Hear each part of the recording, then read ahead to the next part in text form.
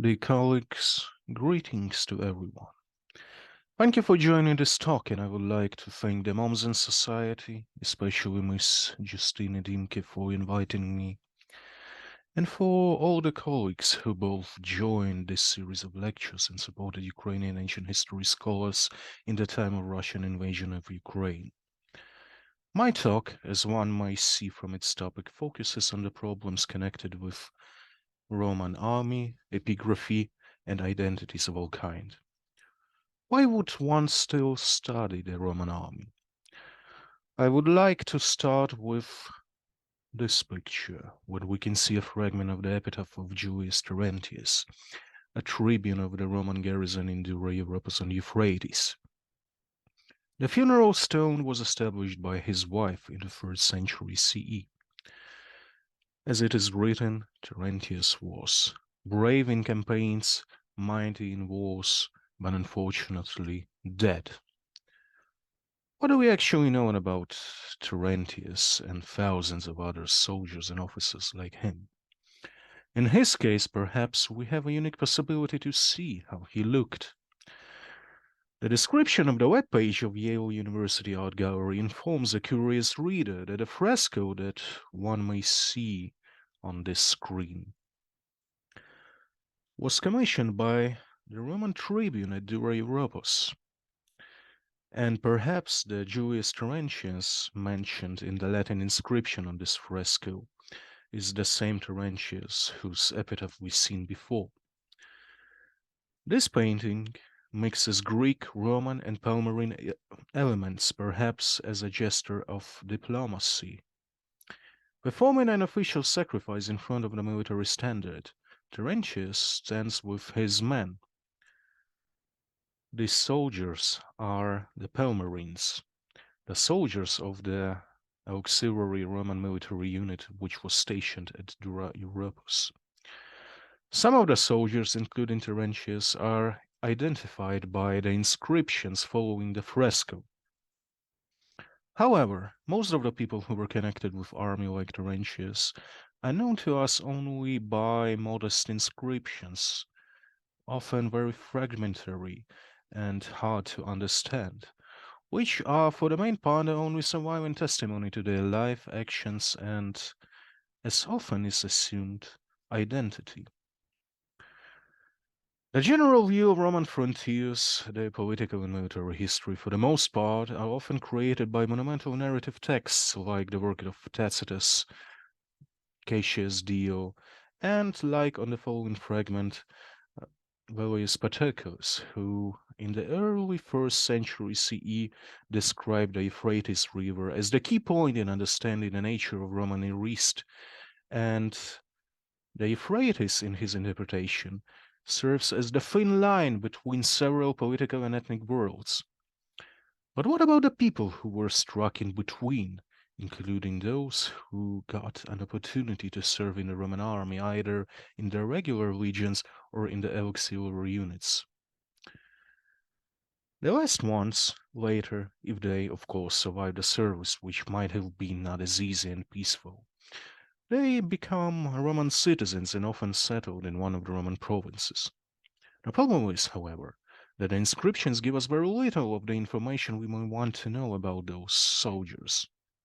And analyzing their actions, we must take in our understanding the production and functions of inscriptions along with their interpretations in the scholarship, which leads us and our colleagues to very disputable conclusions.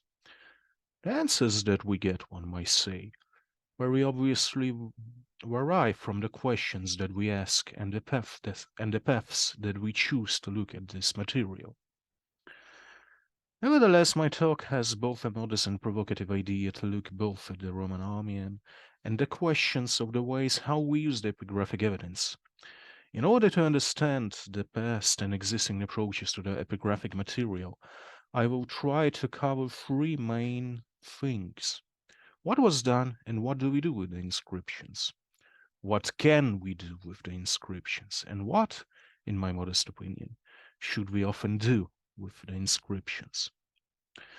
The first question seems the easiest to answer, but obviously one has to be quite careful approaching the past scholarship with their own knowledge. As usual, the most common way in which the inscriptions are used represent attempts which often lead into different but at the same time connected directions. The first one focuses on the extensive accumulation of the data dealing with the military history of some particular area or military detachments. For example, the history of some legion, of some cohorts which um, are analyzed in various contexts. And the second approach focuses on the direct studies of some political and military events, and in more rarer cases, on social, religious, or other topics dealing with the province on some area or period. Both those types of studies are extremely important, and both have magnificent examples and projects.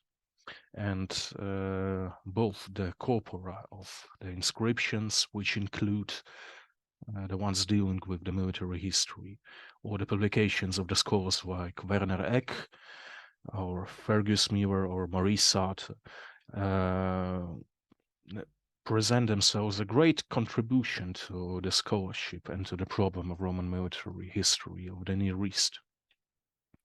However, how often do we blindly follow the interpretation of others, especially if they are well-known, serious scholars who seem to be quite relatable to trust? One specific example which I want to focus on leads how the inscriptions and how the epigraphy lead the scholarship in a specific way is presented by the works of Mikhail Ivanovich Rostovtsev, whose native town and the hometown for his early years, the cities of Zhytomyr and Kiev, are being nowadays bombarded by Russian army.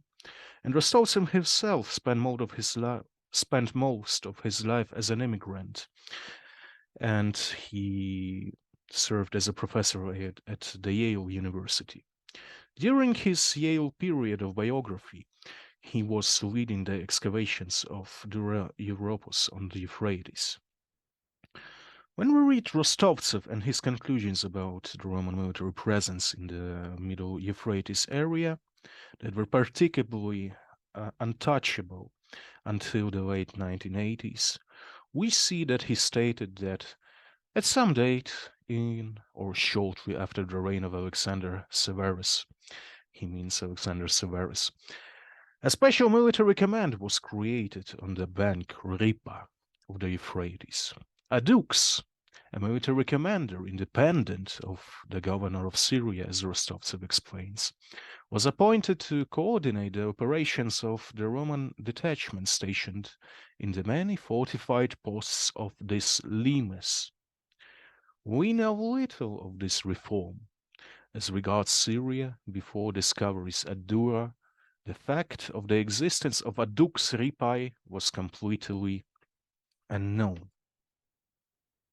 What arguments had Rostovtsev put on the center of his appealing conclusions? Of course, as an serious scholar, he followed his sources, and despite the fact that to this day we don't have the full catalogue of Dura's inscriptions, and even not all of Dura papyri were fully published, it was one particular inscription that led to a full-scale reconstruction of the military life of the Middle Euphrates and Khabur River areas. An inscription followed by interpretation of archaeological material by Rostovtsev, who himself visited the excavations of Dura only 3 or 4 times. And later in the same work, in late 30s, he writes that the specific building where the inscriptions, quite disputable in its interpretation, was found, as excavated in 1945-46, this building consisted of large colonnaded court, of second court, with various rooms round it, a suite of richly decorated reception and living rooms for the dux himself. The reception and living rooms of the dux were detached from the offices and opened for a terrace overlooking the Euphrates with a fine view of its valley, quite a romantic view, one may say. It is curious to note that in a small room next to the central absidal reception room, pantomime dancers of the ducal staff have recorded their devotion to their master, the dukes. As we can see, the remains of this building, for the most part, until Simon James's remarkable work of 2019, which overlooked the Roman military presence of Dura, focusing on the archaeological material. This building, on most existing plans, still is attributed as the so-called Palace of the Dux Ripae. Rostovtsev mainly based his conclusions on these inscriptions and on the reports of Frank Brown, who was the field excavation director at Dura. He conducted the excavations in the town, and in his reports from January 1946, mentioning the work in the northern part of the town, Brown mentions a series of inscriptions. He suggests an early date for them,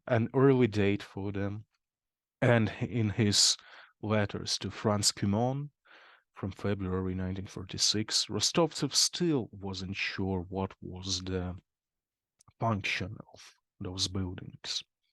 However, later in 1947, he made it his main idea, and despite the inscriptions being quite disputable, Rostovtsev said that the Romans' understanding that the Middle Euphrates was a bridge which the Persians could use to invade the rich Syrian provinces made radical actions to strengthen the Limes Ripae, the Euphrates Limes. We know, as Rostovtsev stated, he didn't put it as a hypothesis. He writes, we know that the Limes was divided from the province of Syria and transformed to a military zone under the command of Dux Ripae. This Dux has stationed his residence in Dura. We have discovered his headquarters, which have combined a praetorium with a residence. Some colleagues of Rostovtsev had been very careful with those inscriptions and graffiti. For example, Frank Gilliam, in his later article, stated that the graffiti found in the building have not been read completely. And as Gilliam wrote, I cannot discuss this and other dipinti here. The example of Dura, Rostovtsev, and the way the scholars read the inscriptions and papyri and several other groups of evidence that lead them to these conclusions states a rhetorical or in some way not so rhetorical question. Is it the only way the inscriptions tell us the story of army and the region? The dimensioned units and people serve only as a parts of the puzzle when they are described as the nameless bringers of former Roman political, military, and sometimes economical and cultural power. Until this day, from the textbooks to serious studies, we read about the role of Roman army units and Roman soldiers as one of the key factors in Romanization of certain provinces or areas, both in the east and in the west of the Roman Empire. The interpretation of material, the terminology which we use, and the connection of written sources, archaeology, and the general views of the scholarship leads sometimes to very significant and at the same time disputable interpretations.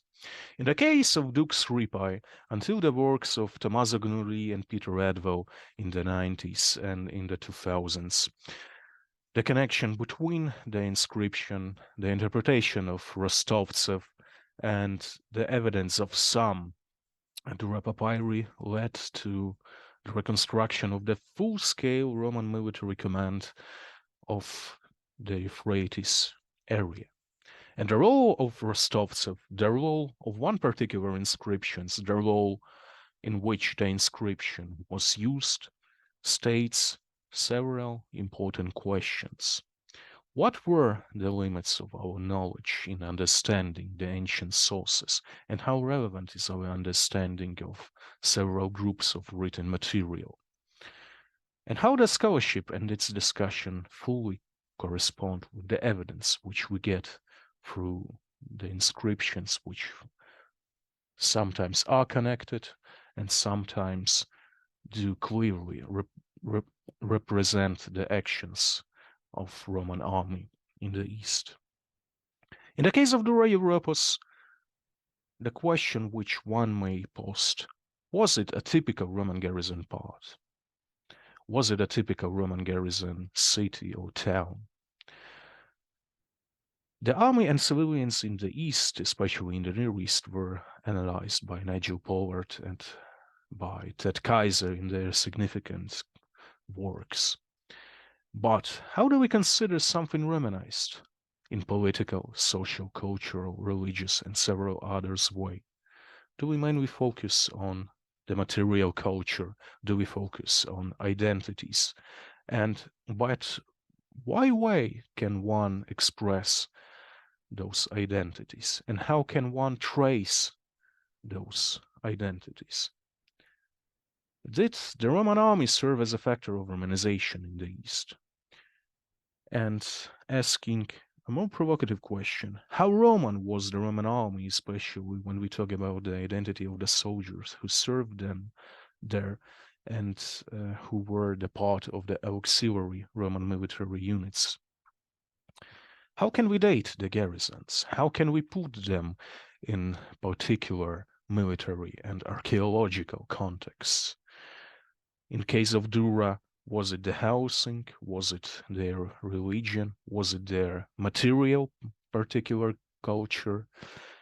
At the moment, we have only one attempt to interpret the archaeological trace of Roman military garrison in Dura Europos with the same approaches which were conducted by Carol van Driel Murray to the western provinces of the Roman Empire. And this attempt was led by Elizabeth Greene.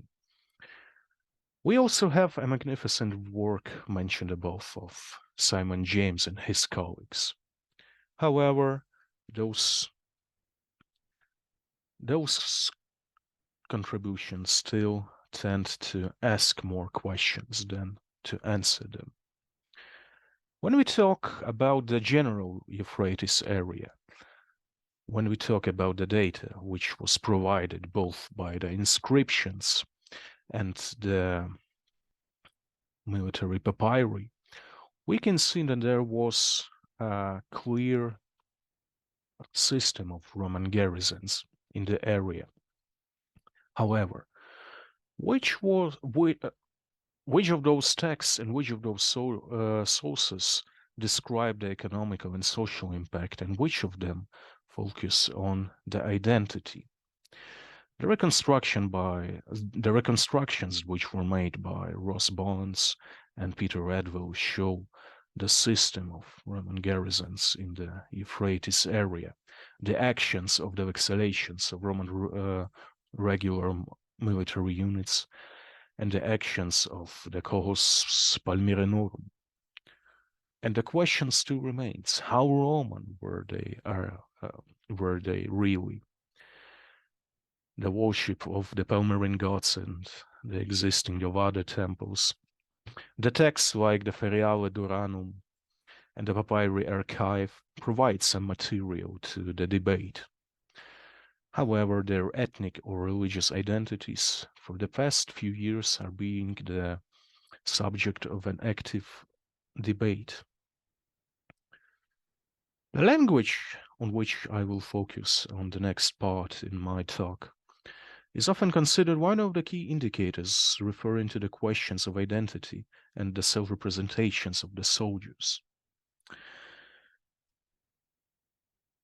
The choice of language and the problems of the multi-ethnic and multilingual population of the Roman world is sometimes being addressed by the scholars. The ones who served in the Roman army are no exception to this approach. Their interesting case is represented by the soldiers of the auxiliary units.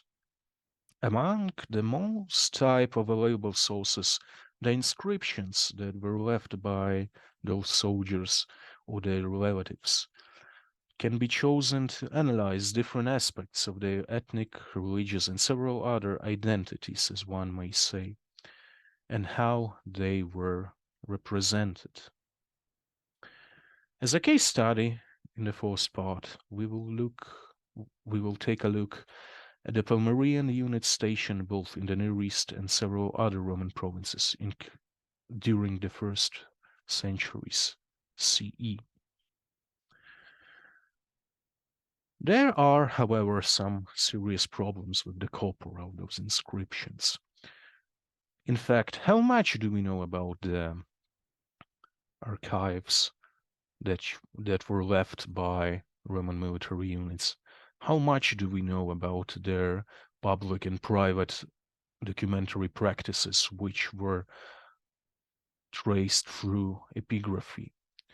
How the units and their epigraphical habit functioned in public and private sphere? And is there any difference between the epigraphical habit of the soldiers who served in the auxilia and the regular army? Despite the problems with the corpora, which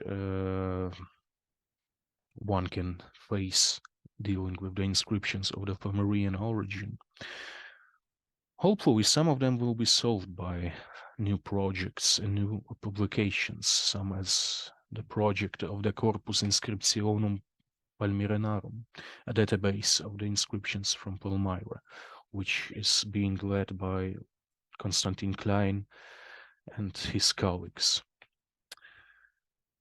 Some special attention can be given to the inscriptions that were left by the Palmyrean detachment stationed in various Roman provinces.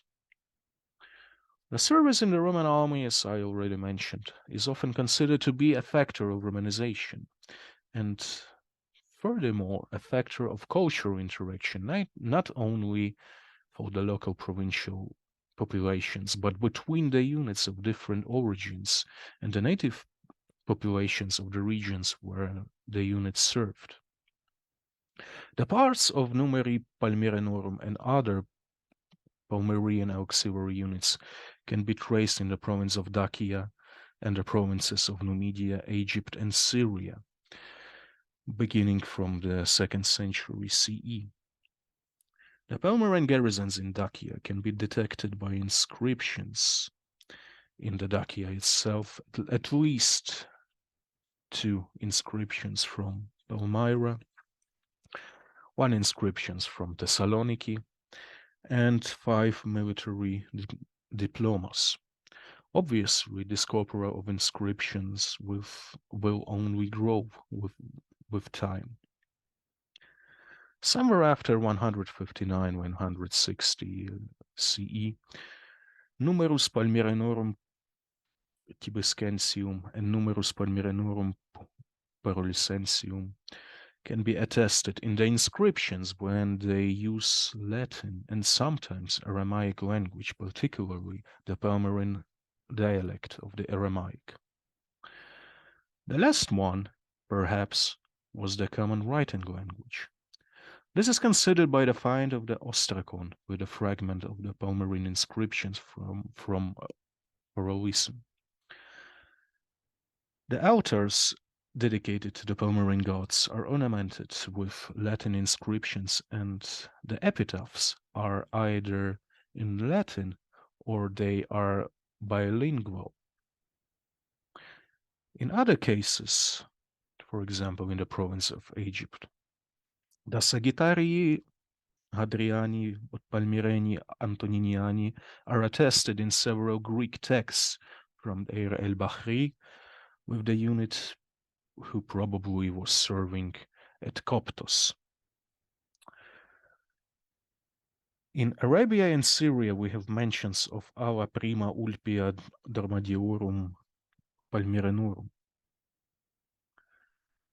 Despite the examples from Roman Dacia, the Palmyrean soldiers are interestingly represented not only by inscriptions, but by the papyri, mainly from the material left by cohors duodecim palmyrenorum, where Latin and Greek were clearly dominating.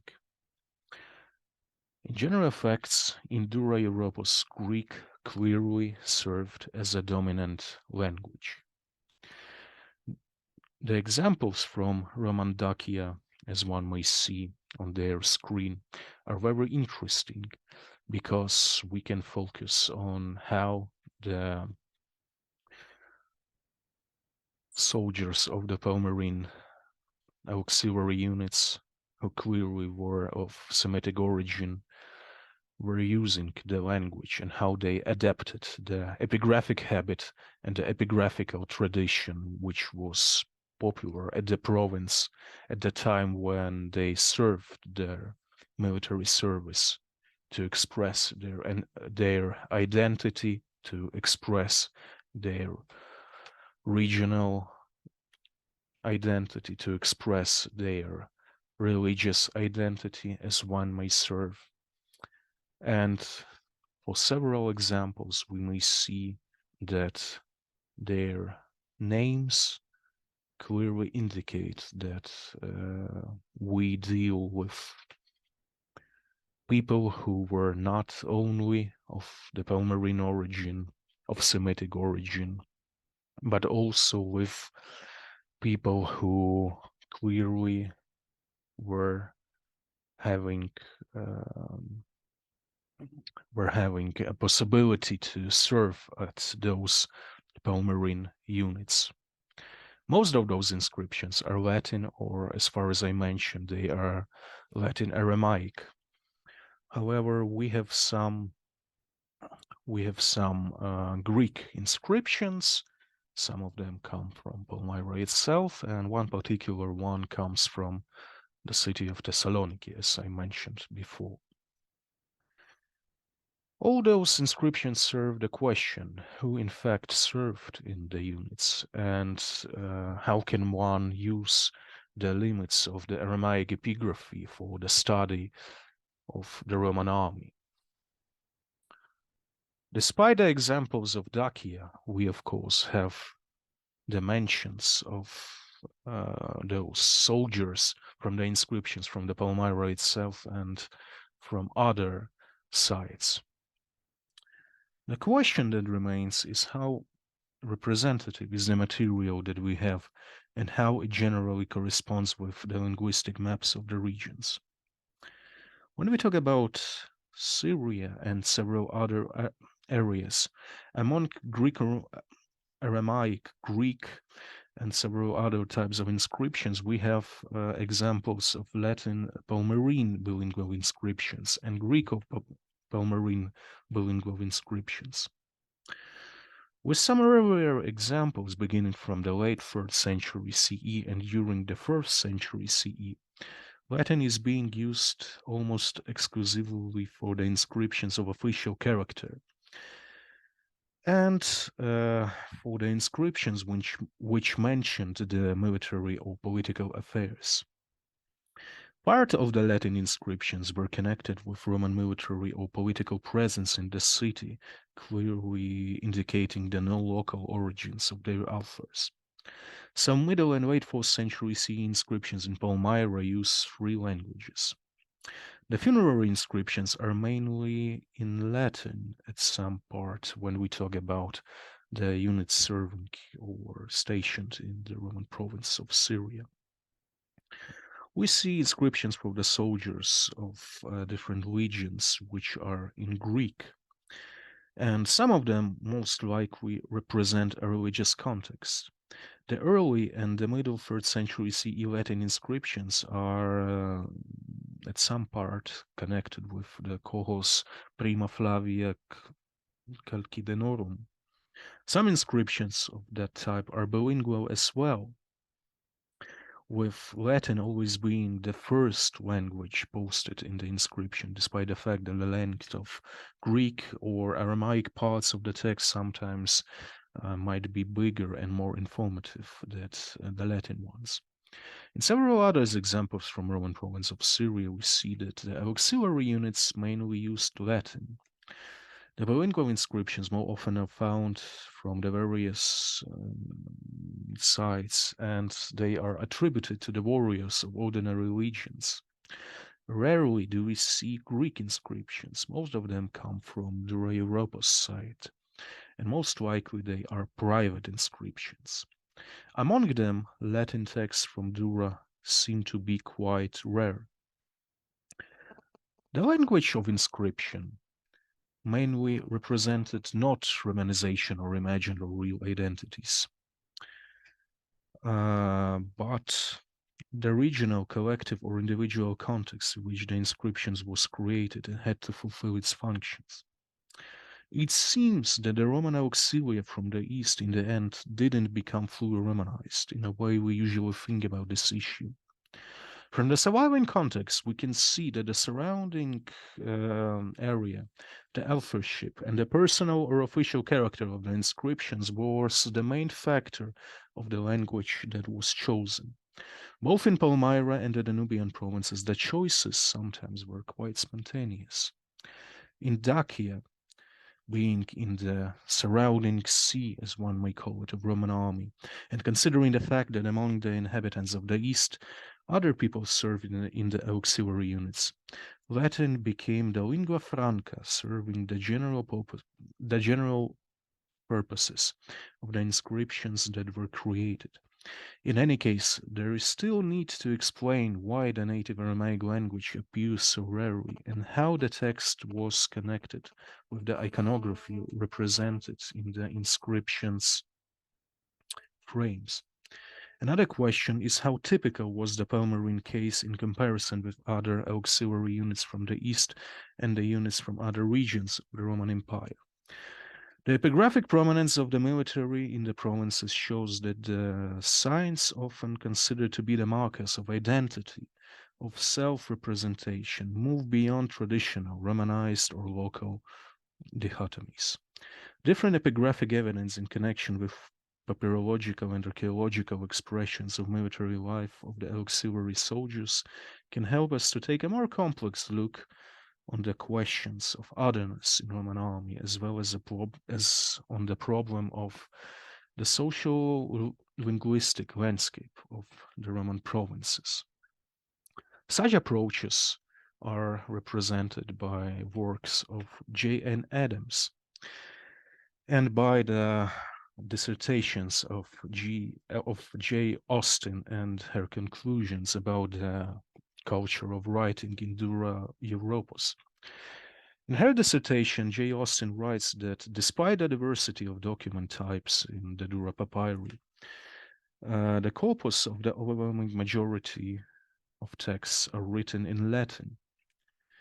Given the Greek backdrop in Dura Europos, as Austin calls it, why was it? It seems unparalleled by survivals from Egyptian garrisons where military documents in Latin were only the tiny minority amongst the Greek texts. The Greek graffiti, which was left by all types of people in Dura, as far as the other types of the inscriptions far outnumbered the Latin in the city. But if we look at the general use of Latin language in the city, it becomes clear that the graffiti in the later language is always to be associated with the military. Also, some types where the Greek texts were used was left by the soldiers. It is often assumed that the senior officers projected their self-image in Latin language funerary monuments, highlighting their Latin names, honorary titles, and ranks. In this way, the elites, including military elites, were publicizing their claim to a privileged status. Indeed, sometimes a dichotomy between two languages, Latin, which was used for official state-associated purposes, while Greek was had more elevated uses, such as literal. However, the far greater use of Greek in the surviving epigraphic and papyrological evidence from Egypt in the East poses a phenomenon. How can one use the materials from Egypt to analyze the province of Syria?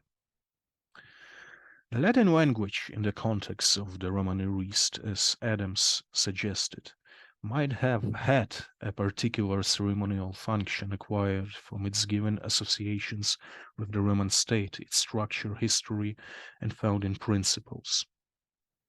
However, several questions that need to be asked, and for the most of them, to be honest, I do not have the answers. How does the archaeological material generally correspond with the historiographical concepts and with the tradition of the epigraphical texts? Were the languages and the usage of languages really the only indicators of identity? How did the soldiers often mention their origins in those inscriptions? How do the texts correspond with the visual factors of the inscription? And do they mainly represent the collective or individual habits of how the inscription served in different contexts? Should we even continue to search for identities based on the inscriptions? Maybe Rostovtsev and his followers were quite right in their approach that inscriptions can only give us a very limited number of information. And perhaps some questions shouldn't be even asked. From that point of view, did the identity of the soldiers serving in the Roman army and their self-perception in fact matter when they were used to spread Roman policy, Roman world, and Roman way of life in both political and military way? How much do we actually know about the documentary and the epigraphic culture of the Roman army? And how our assumptions and how our conclusions about the epigraphic culture of some territory correspond with the approaches which the Roman army had to the civilians of particular territory. To state it clear, how does the epigraphic culture of some territory really change after the appearance of Roman army? In the case of local elites, the inscriptions, the coinage, the symbolic presence of Rome, was it a real impact of the Romanization? And returning to the questions of the rural Palmyra and Syrian garrisons in town, and especially small garrisons in small towns or villages, were the Roman soldiers spreading Roman identity, or were they spreading Roman culture through several other practices and several other ways of understanding how those territories were Romanized? Furthermore, we need to analyze the inscriptions in their archaeological context in connection with other material. It is not always possible for the past evidence, for example, for the cases of the Europos itself and for the deprinting mentioned at the beginning of this talk. However, we have successful examples of the work of Ilaria Bucci and her colleagues over the inscriptions of Hatra. We have the examples of significant work of Dan Dana and his other colleagues. We have some perspective works of Chiara Cenati and others, and we have a particular need of the corpora of inscriptions, which in the case of Near East, as in the case of other provinces, and as one may see from the examples of Roman Dacia, focus not only on Greek and Roman, but on other languages which were used by the Roman army. And generally speaking, and provocatively speaking, how does the history and how do the identities of Roman military units of the border zones really help us to analyze otherness and how the otherness was constructed through this material? And to end my talk, Do we always need to look for identity or cultural changes to understand the things happening in the Roman provinces? Ending with this discussable topic, I thank you all for joining this lecture, and I hope for a productive discussion. Thank you.